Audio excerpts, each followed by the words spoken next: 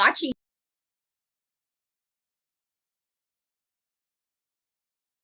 Welcome back, everyone. This is Dave from Corn Production. My co-host Stacie here talking about the original Quantum Leap, Season 5, Episode 3, titled Leaping of the Shrew. The episode's description reads as follows.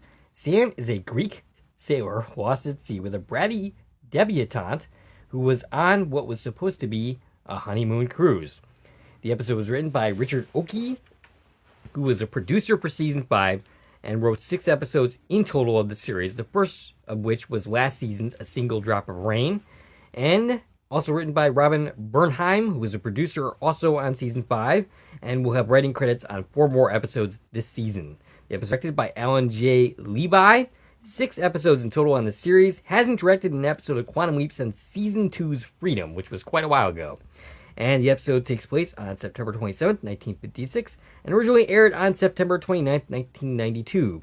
Before going any further, I'll tell you a couple things. One, this is not a appropriate podcast, so if you haven't watched the episode, I highly recommend you go check it out, and then come back and give us a listen. Secondly, if you're listening on the platforms of this podcast is now available on, please follow, and feel free to check out my YouTube channel, Corn Productions, where additional content can be discovered. If you're already on my YouTube channel, please like and share, and of course, subscribe to the channel.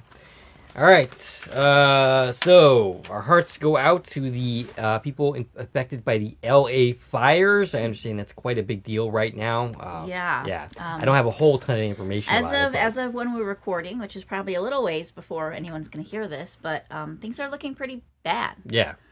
Yeah. Mm-hmm. So, hopefully they get those fires out and, Pacific Palisades is basically gone at this point, from what I understand. And there's been some fires in the Hollywood area. Ah, yes. As well. So it's not looking great. Yes, you have to wonder how that's going to disrupt production. It's definitely going to affect a lot. Yeah. Because, the people who own homes in these areas that are being completely destroyed right now are the people that work in the industry, as well as a lot of other people, of course, as well. Right. But and of course, that's not the primary concern. We're worried about people's lives here, but I mean that is definitely something that is going to be a result of what's going on right now, for sure. Exactly. Yeah.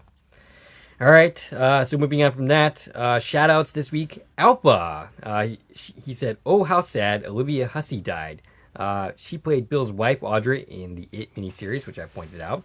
I did not realize that she was also Juliet from the 1960s version of Romeo and Juliet. However, I just learned on her Wikipedia page that in 2022, at the very end of her life, she filed a lawsuit against Paramount for exploitation for the nude scenes 50 years earlier. He kind of considers that kind of a worse lawsuit than the Nirvana baby thing, which I don't know if you know anything about that. I don't really know enough to comment about either of these situations, but I will say that it's kind of weird to file a lawsuit 50 years after something takes place. I don't know why you wouldn't do that earlier. It is a little weird. Yeah. And I did look into the Nirvana baby situation a little bit. Yeah, apparently his parents basically agreed to do this, and basically took $200 worth of payment for it, and then had the picture taken, and then went and got tacos. The first lawsuit was thrown out, and then the second one came about a year later. I guess he's trying to do it under different grounds.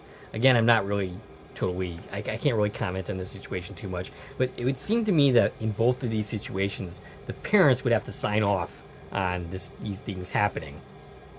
So wouldn't it be that the parents have culpability for what happened there? I mean, I think those are two really different scenarios. Yeah. Yeah, that's not what we're here to talk about. No, so.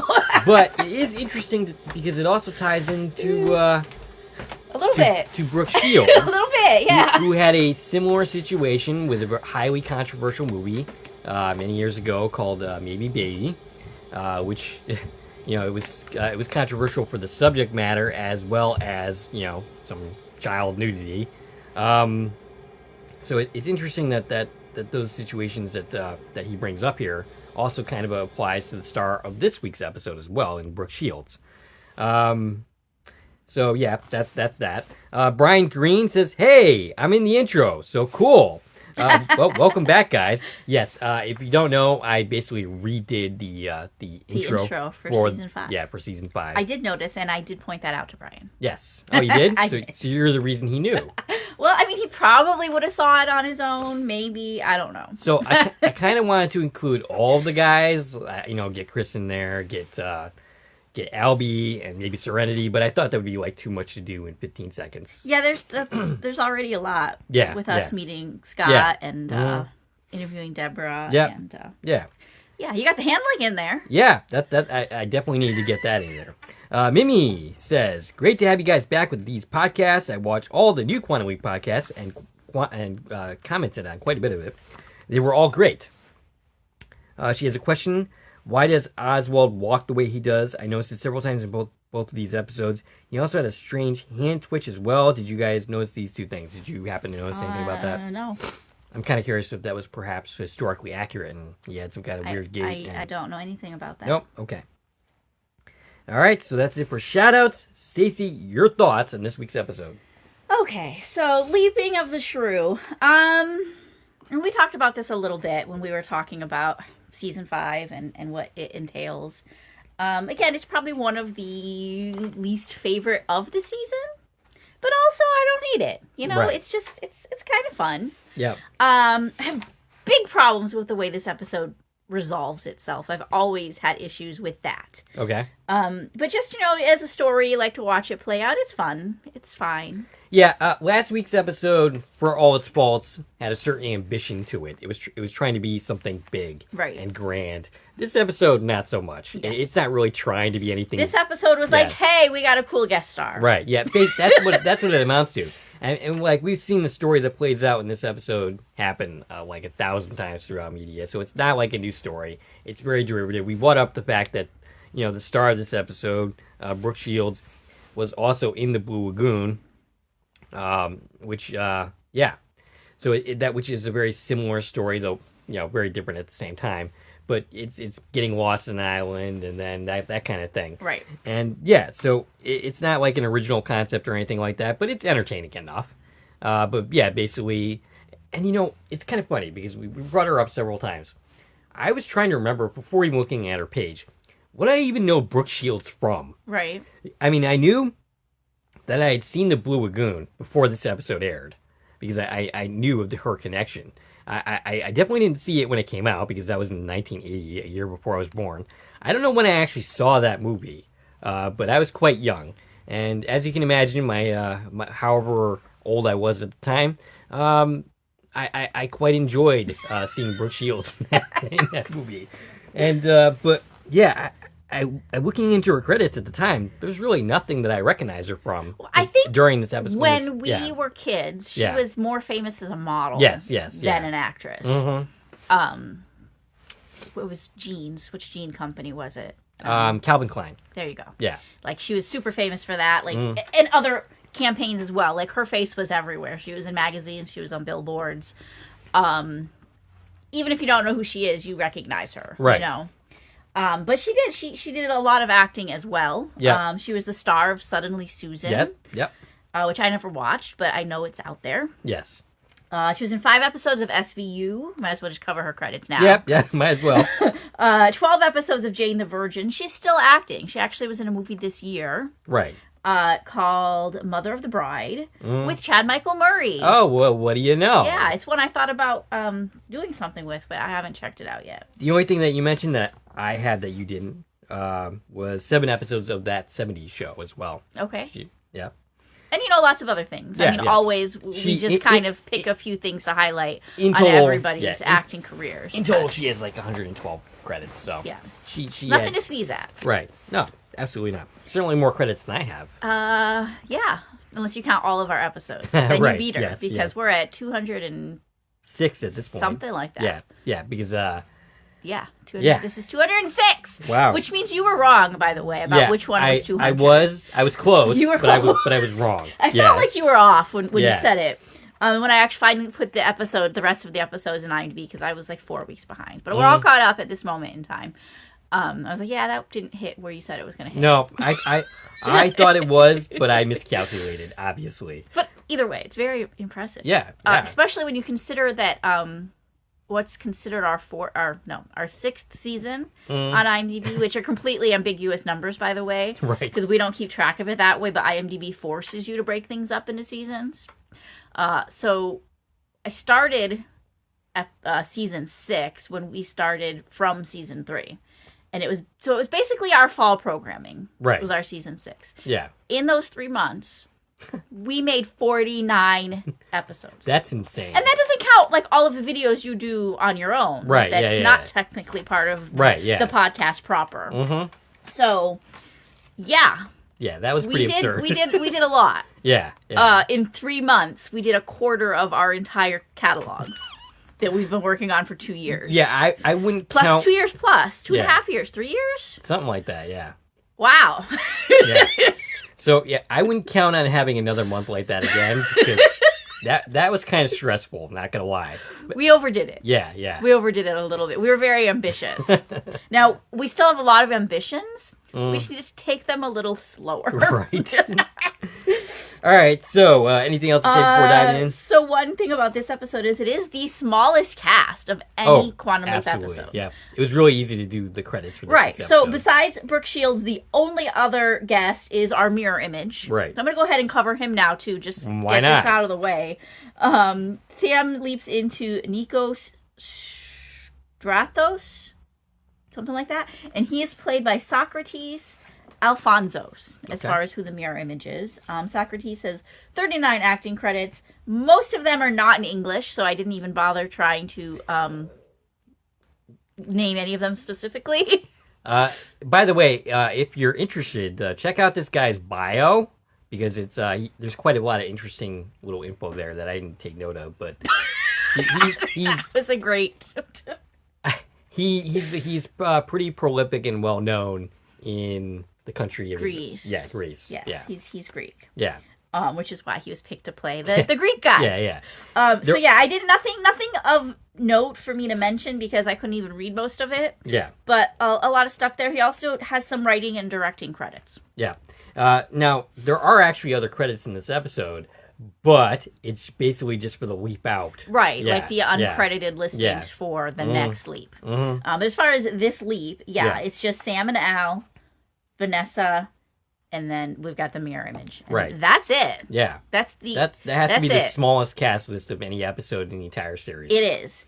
I think probably only second to the one we did with Brian. Oh, yeah, Ghost Ship. Which at the time we were like, wow, this is such a small little bottle episode. No, this is it. Yep. This is the one right here. Mm-hmm. All right. And another cool piece of trivia is Jean-Pierre Dorlac, the costume designer, actually costumed Brooke Shields on the Blue Lagoon. Oh, well, that's pretty cool. That's pretty cool. Yeah. And that might be how they ended up getting her. I don't know. Maybe. Perhaps. All right, diving in. That's all I got. Okay. So, Sam leaps into the middle of the ocean, which is a pretty precarious situation. Not quite as bad as, Ben leaping out and then the person leaping back into space. Yeah, that was a rough one. Yeah. There's a lightning storm, and it's fortunate that Sam can swim, because he ends up calling for a boat that he happens to see, but that promptly explodes. And I'm guessing he's not going to get any help there. A woman calls for Sam's help. She's hanging out to a trunk, and Sam swims to her. This is, of course, Vanessa, played by Brooke Shields. And then we have our credits, the credits that you cannot stand. Yeah. When we come back, the weather is improved. It's no longer dark outside? Yeah. I was confused by that. I was also... So the leap-in scene, it's dark out. And then when we come back from credits, it's no longer dark. Well, it's not just dark. It's like lightning and thundering and storming. It's nighttime and bad. And now it's like, oh, it's morning now? Were they like treading water in the situation? Did he like hang there with her on the trunk all night long? Right. Or was it like just before sunrise when this happened? Right, yeah. I was really confused and thrown off by that. Yeah, I get that. So Sam is still holding on to Vanessa, treading water. Sam asks for help, and what should appear but a raft? And Sam thanks the God, time, or fate. Vanessa is not fully conscious as she grabs onto Sam and calls him David once they get into the raft. but then realizes that he's not David and begins to slap him. This is a really funny moment. There's a lot of really funny moments in this episode. Because she's like, David, is it really you? And he's like, yeah, I guess so. Yeah, he doesn't have a clue. He doesn't know, right? Yeah. If you say I'm David, I guess I'm David. Right, yeah. And then she realizes it's not him, and she's like, you're not David. He goes, I'm not? Like, he has no idea what's going on. So Al appears in the water at the 4-minute and 20-second mark. Al tells him that they are in the Aegean or Aegean Sea. And by the way, this is another episode that takes place outside of the United States. Correct. 2 in a row. And that he didn't get there sooner because it's Tina's birthday and they're making preparations. Well, you know, he spent a Valentine's Day with Oswald, so he has a lot to make up for. Right. Yeah. Yeah, he's going to be popping out of a cake, apparently. Right. Yes. Which, I don't know. I don't feel like that would have been Tina's first choice. No, I don't think so either. But maybe it was Al's idea. But, probably. So Miss Foster becomes insistent that Sam go and get her trunk floating in the water and is quite rude about it, acting superior and like a spoiled brat. They go back and forth on it, arguing back and forth. Sam is like, I'm not even like risking my life going into the ocean to get your stupid ass trunk. And Sam asks if there's any essentials in the trunk. And during all this, he's talking to Al. And he's like basically thinking that he's crazy because he's talking to his imaginary friend Al. Right. And Al says that Vanessa reminds him of his ex-wife Ruth. Ah. Everybody reminds him of one of his wives. Mm-hmm. Well, I mean, he's had so many, so you figure that... Lots to pick from. Yes, yep. She angrily says yes, and Sam goes and swims and gets it. So they continue to have an antagonistic relationship. When he comes back with the trunk, she pulls out a pack of cigarettes. Sam's unimpressed by this because he thinks that there was going to be food in there, but there's nothing. And but he thinks that the matches might prove to be useful. Yeah. And during all of this, we learned from Al who this woman is. Vanessa Foster of the Philadelphia Fosters, which I guess is supposed to mean something. I looked this up, not a real historical family. There was no socialite family named Foster that I could find. Okay. But we're led to believe that she's a pretty big deal, right? Mm-hmm. Like, you're supposed to know who she is, right? Without even knowing who she is, kind of deal. And yeah, so Vanessa starts crying over her fiance David. They were on their wedding voyage, but Al tells Sam that he's still alive on the raft with the captain.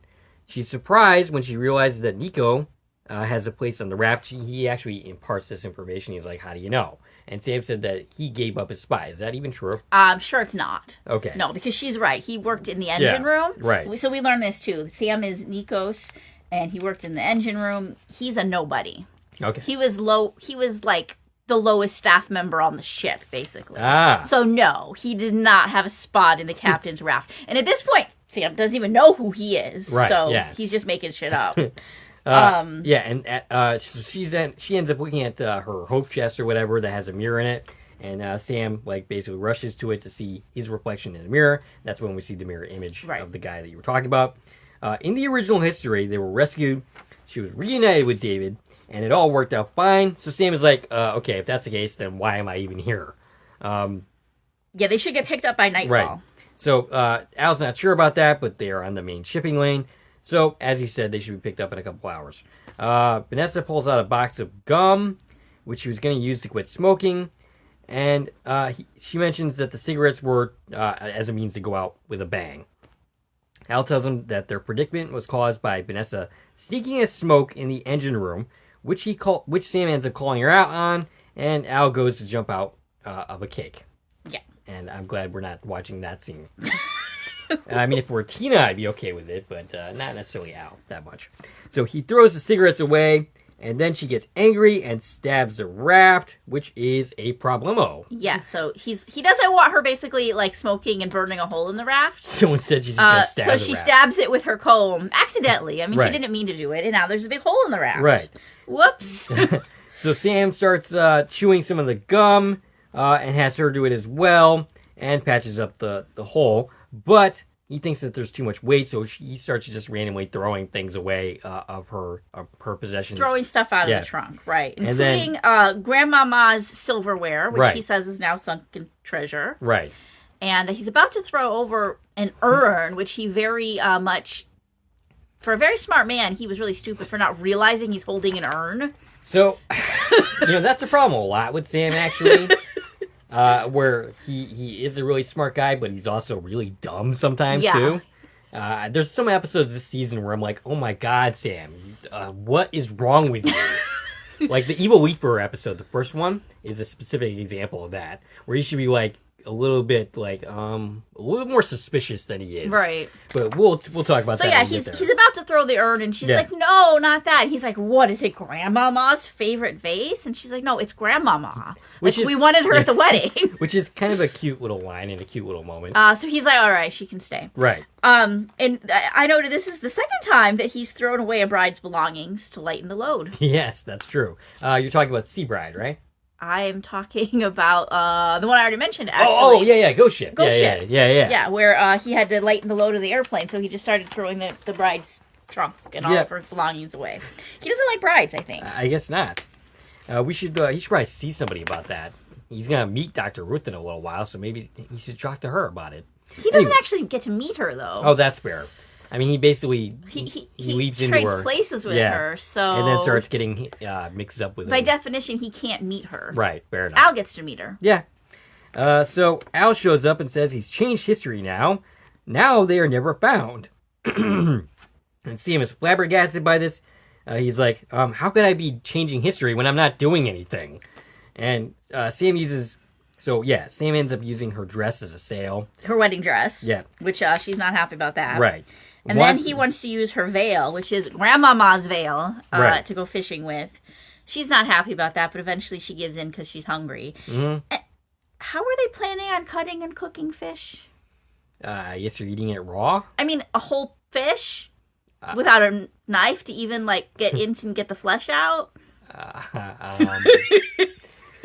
Well, I don't know what the plan is exactly, but they don't catch fish. They catch seaweed, so it works out, I guess. So she continues to act ungrateful, and he tells her to shut up, sit down, and let him keep her alive, basically.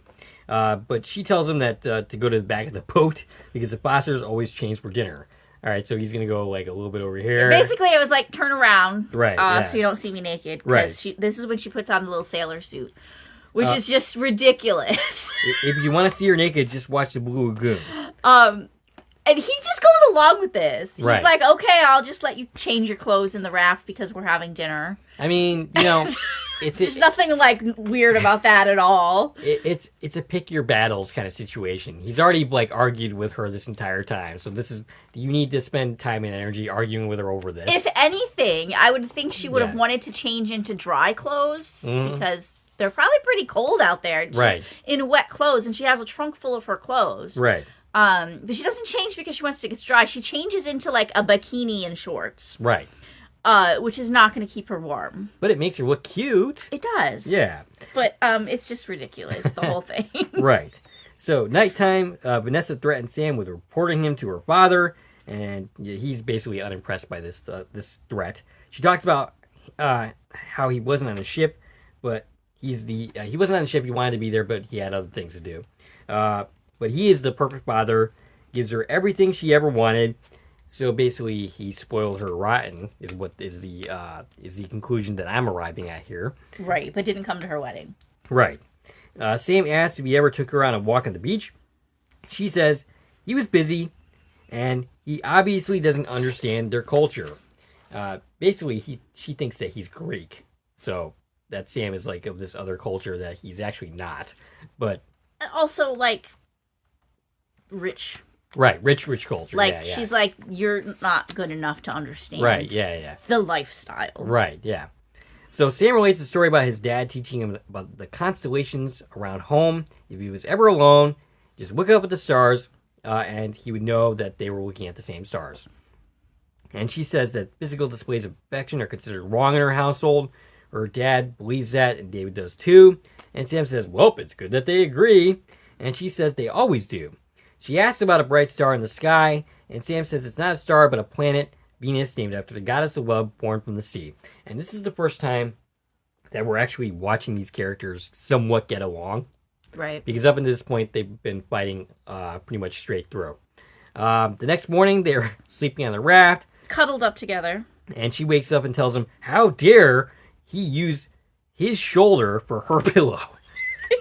And then she asks, what else did you do? And he says that he got her naked, took out his bazooki, I don't even know what that is, and danced around on the raft naked. And she says, you better keep your bazooki to yourself. But anyway, so they hear a seagull, and they look up, and they realize they've arrived at land.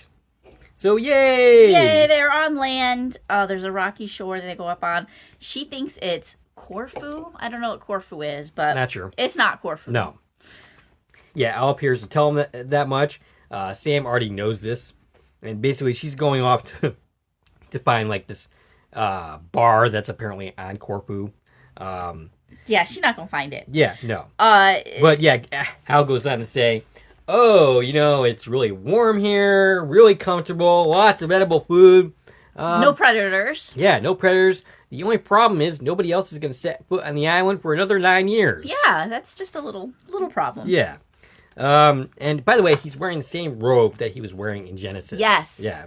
And he's worn it a couple other times. Right. But definitely, I remember that from Genesis, like the whole fishing scene, right? When he, the whole caca line. Right. This is what he's wearing for that, and he's wearing it in this episode. And yeah. Okay. That's in my memory. Yeah. Oh, well, that's good. I'm glad that that's it was the one Al costume question I was ready for when we did trivia, but it didn't come up. No. So Sam is setting up a tent, which Vanessa complains about as usual. It's her wedding gown that was the sail, and now it's the tent. Well, you're getting a lot of use out of this wedding dress. That's true. Yeah. More than most brides do. Right. Yeah. She asks where he's going to sleep. And he's basically like, I'm going to sleep in here. But she says, well, David is not going to approve of that, and neither is Grandmama. And she says, okay, fine, whatever, here you go. And, she asks where the powder room is, and Sam says, oh, over there by the poison ivy. And he gives her a hat and asks her to look for berries while he goes and looks for crabs. She says this is unfair. Sam says she couldn't handle fair. She says, try me. So Sam says, you eat what you find, and I'll eat what I find. And Sam assumes that he's going to be able to find more stuff than her. He ends up very, very wrong about that.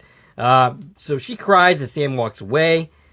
Sam, meanwhile, stumbles upon some water. He thinks, oh, good, some water that I can, slurp up and get he's rehydrated. About to drink it. Yeah. But she tells him he shouldn't do that. Yeah, because she went to the bathroom in that, and this, of course, pisses Sam off. Al says it should be cleared up by the morning. Vanessa pushes him into the water and laughs. Sam and Vanessa end up wrestling in the water. Al ends up leaving to give Tina his birthday present. Like, didn't he already do that? I mean... All right, fine, whatever. So yeah, basically they're mud wrestling in their water supply, and the water gets like super muddy. I don't think it's going to be settled by morning anymore after what they just did to it. Right. So they get out of the water. She says he better be careful. She might think that he's starting to like her. And then asks if he does. And Sam starts laughing and says, I don't know, I just met you.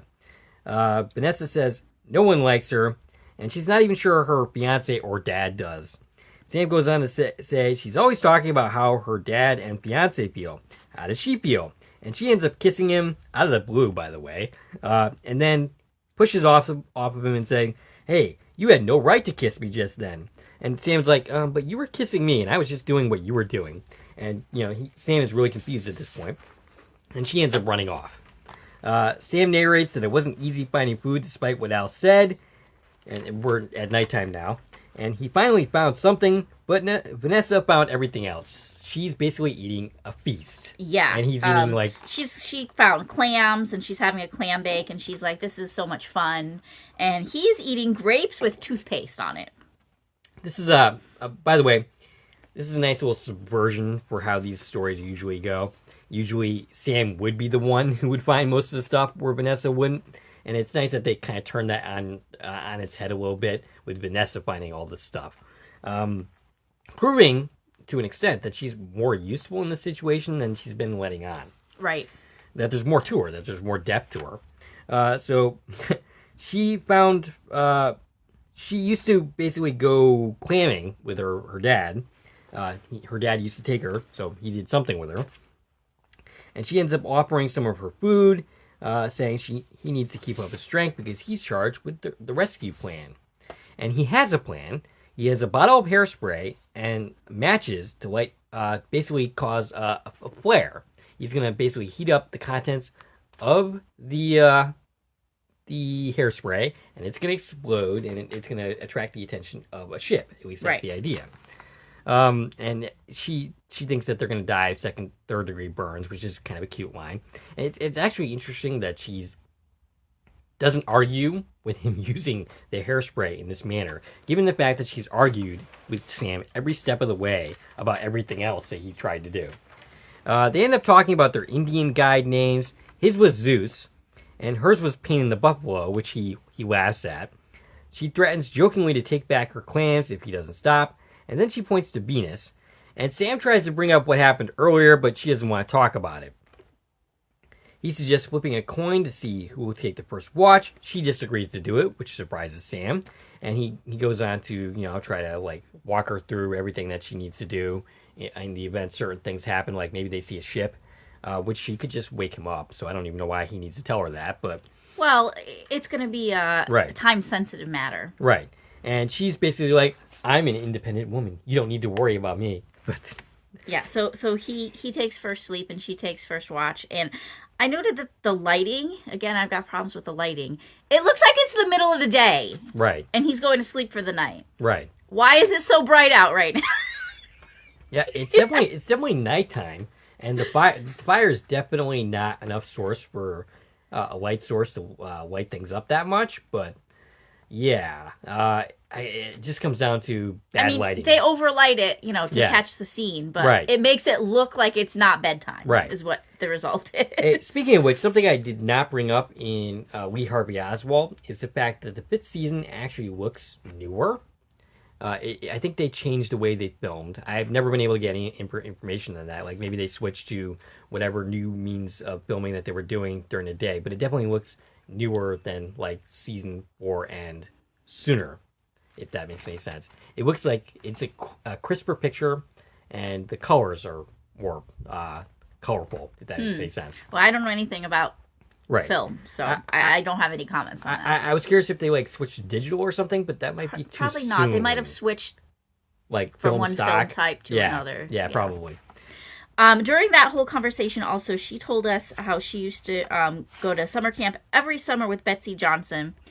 And so I had to look this up because I've always wondered, did this mean Betsy Johnson, the designer? There's a very famous designer named Betsy Johnson. Okay. And I remember trying to look this up before and I didn't get anywhere, so I was like, let me look it up this time. I came to the conclusion that they did not mean that Betsy Johnson. Okay. Because Betsy Johnson would have only been 14 in 1956. Okay. So she would have been a little too young to be friends with Vanessa. Right. But I did find out some cool information that I didn't know before. Betsy Johnson, the designer, is from Wethersfield, Connecticut. Oh. Which is right down the street from where we are now. That's cool. It's pretty cool. I didn't know that. You probably don't even know who Betsy Johnson is. I was not aware of Betsy Johnson at all. You're correct. Okay. So, it's interesting. Sam just lays down. It's not possible that he's fallen asleep yet. There's no way. She ends up kneeling beside him, kind of rubbing his head a little bit, and then putting a blanket on him. There's no way he doesn't notice this because he hasn't had enough time to actually go to sleep. I mean, it's been a pretty long day. I guess so. I mean, I guess I compare it to me, who takes hours to go to sleep because of my mind rushing. Yeah, some people actually fall asleep when they try. Right. I am definitely not one of those people. So Al shows up, and they have a very... So this is later in the night. Yeah. She's sleeping now. Yeah. And Sam's taking watch and talking to Al. Yeah, and they're having a very loud conversation with her sleeping right over here. I don't know how they didn't wake her up, but maybe, like you said, it's been a long day. But they couldn't go somewhere else to have this conversation. They were walking a little bit, weren't they? No, I thought they just stayed basically right here. I don't know. But so Al is basically bashing her, saying, "Oh, spoiled rich girl," and he's this is a very nice little technique that Al uses here. He basically badmouths Vanessa to get Sam to defend her in order to prove that Sam, in fact, does like her. Right. And actually really likes her. So Ziggy points out a school of tuna, but fails to mention the ship. Yeah, where's the school of tuna? Right next to that ship. Like, why aren't we bringing the ship up if you know about the anyway? Ziggy. Yeah. So Sam grabs the flare and tries to launch it, but nothing happens. Nothing happens. No. The ship gets out of range. Vanessa wakes up, and Sam realizes that the can is empty. He accuses Vanessa, who makes excuses for it, and Sam goes off on her, calling her a vain, spoiled brat. Yeah, so basically, while Sam was sleeping, she used the hairspray. Right. And it's now empty and can no longer be used as a flare. So she ends up going off upset. Sam says he's been a woman, but nothing could prepare him for Vanessa. Now, she had a line during this, which I think is a really important one. She says that he was a lot nicer on the ship. And this points out that she did like Nico before Sam was there. Right. Which Al will tell us that eventually, but to actually hear it from her, I think that was really important. Because the whole point here is we're trying to set up this romance with someone who's not here. Yeah. Which is a problem a lot in this series. Right. No. Yeah, we've had that issue before. So basically, once Sam screws up the whole rescue initially, and they get to the island, Sam has technically screwed up like Nico's ability to navigate. Right. So he could then leap. Right. And let Nikos and her actually fall in love. Right. But then we wouldn't have the rest of the episode. Right. So I mean, it's kind of a dramatic problem. Like, it doesn't actually make sense for Sam to still be here. Right. But if he isn't here, we can't really complete the story. Yeah, so his job is to make them fall in love, which is ridiculous because apparently they both already like each other. Right. And just needed to, like, spend some time together. Which they don't get to do because Sam is here. Right. So Sam keeps ranting about Vanessa. Al says he has a thing for her, which is why he's acting so crazy. And Al points out the mud fight kiss, which is interesting because where the heck was Al to see that? He had already stepped into the imaging camera. Yeah, we watched him leave. So that would seem to indicate that it's like the new series where they have monitors watching. Maybe. Which we've never had any indication about prior to this, but it could indicate that. So Sam grants a hypothetical and wonders about Nico. Like, how does Nico feel? And Nico is apparently crazy about her. Al thinks he's there because Nico got them rescued too soon. And secondly, to get her to admit that she's in love with a greasy sailor. Sam finds Vanessa on the beach and makes nice. She keeps saying things that they're going to die, and Sam tells her to stop that. She reveals that all the things that she wanted to do and learn. Sam asks if David makes her happy. Vanessa says her family loves David, which is a very telling line because she does not say that she loves David. Right. And she has a Freudian slip saying she loves Daddy instead of saying she loves David. They start kissing, and she's like, well, what about Nico? Or no, I'm sorry, what about David? And Sam's like, oh, what about Nico? And then she's like, I'm saving myself for my husband. And Sam says, you're saving for yourself for your husband, Nico. And so Sam notices a ship. Sam runs to create a bonfire, not a bonfire. Vanessa won't help, and she admits to emptying the can of hairspray on purpose. And Sam realizes that she doesn't want to be rescued. Al appears to tell him about the ship, and Sam asks Al what the odds are that they are supposed to stay on the island to live happily ever after. And Vanessa, of course, is listening to this and going, is this like a Greek thing? Yeah, she thinks he's just like talking to the gods or whatever. Yeah.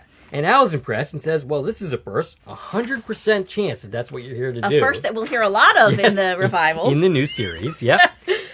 Sam says then he's there to make sure that they stay on the island. Vanessa says she'll make sure he won't be sorry. Al tells them that they're going to have 6 kids before they get picked up in 1965. They kiss some more, and then Sam leaves. And that's the end of the episode. That's the end of the episode. Which, again, I hate this ending. Yes. Look, okay, first of all, there's the reasons we just talked about. Right. Like, how about let her and Nikos actually fall in love? Right. He's missing the whole thing because Sam's there. Yes. And when he comes back, he's not going to have a clue what the hell's going on. Right. Not only are they not in the ocean, they're on an island, and she loves him now. Right. Like, this is going to be weird for him. Right. Right? It's going to be hard for him to catch up, and she might get pissed off that he suddenly, like, doesn't know what's going on. Right. Anyways, what I really have a problem with is we're just going to hang out in this island for 9 years and have 6 kids. Yeah. Why? Why is that the happy ending? This seems like a really dangerous place to, like, have kids and medical situations and just be here with 0 supplies on purpose. Wouldn't it have, like, been a happier ending if we make her realize she loves him and then they get rescued so they can go live together in a modern civilized world where they have, you know, shelter and food and clothes and medical facilities to have your babies in? There's no question that's all good points. I think that perhaps she feels that if she goes back to the real world, she's not going to get out of Mary and David. Right, but that would have been a better story. If she realizes she loves him, she decides to stand up to her family and just go marry Nikos. Okay. And, you know, not live on this island where you're very potentially going to, you know, die in childbirth. Yeah, but they don't die. She doesn't die. We're told that everything goes great, but it's silly. It's like we're just going to play Robinson Crusoe now. Right, yeah. And live in a treehouse. With this wedding dress as our only piece of material that we owned for 9 years. Did Robinson Crusoe have cannibals in it? Or is that some other story? I don't know. Yeah, anyway. Yeah, so that's the end of the episode. It's a fine episode. It's entertaining. You don't really like the ending. I want them to get rescued. Okay. Before 9 years and 6 kids later. Okay. That's just, it's silly. It's silly. Yeah. Maybe like, oh, we're here for 6 months and then we get rescued or something. Yeah. But 9 years? Come on. So I think we're taking... Their kids are going to be like terribly... it's going to be impossible for them to like live normal lives after being raised on an island. Yeah. Without any social interactions. Or, right, yeah. You know, they're not going to know what a spoon is. Right, yeah. All that silver is just at the bottom of the ocean. I bet they're going to wish they didn't throw that overboard after 9 years of, not even having a utensil. Mm-hmm. Yeah, I see your point on that. So I think we're taking a break from Quantum Leap for next week. Something like that. Basically, we're going to do like a couple episodes and then do something else and then a couple episodes and then do something else. Because we're trying to have Quantum Leap basically over by September, but we're trying to have it like last till September, basically, when the fall TV comes back. So we conclude with season 5 and the series when all the shows come back.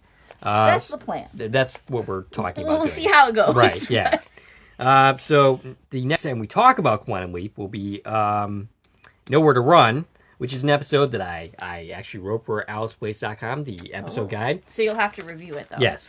All I have to do is watch the episode. I don't have to write the notes.